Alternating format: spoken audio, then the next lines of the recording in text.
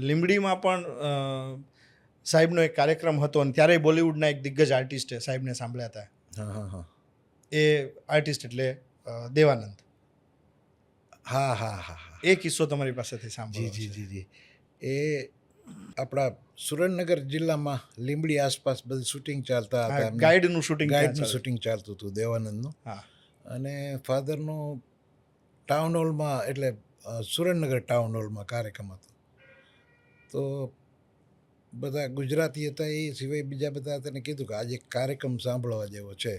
હમ. તો કે દેવાનંદ સાહેબને કે તમે પણ આવો તો મજા આવશે. તો દેવાનંદને બધા ગયા રાત્રે અને કાર્યક્રમમાં એને એટલી બધી મજા આવી કે લીંબડી દરબાર હતા એને ત્યાં એટલે ત્યાં જ ઉતર્યા હતા લીંબડી દરબારને દેવાનંદ ત્યાં ઉતર્યા. દેવાનંદ ત્યાં ઉતર્યા હતા.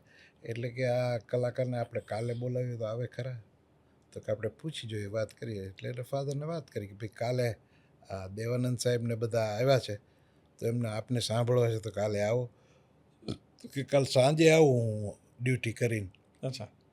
પછી રાત્રે ત્યાં લીંબડી ગયા અને રાત્રે ત્યાં પ્રોગ્રામ રાખ્યો. અને દેવાનંદ સાહેબ એટલા ખુશ થયા કે એ ટાઈમે એમને કંઈક એમનો સારામાં સારો કોટ હતો ને એ ફાધરને પ્રેઝન્ટ આપી દીધો. ક્યાં વાત.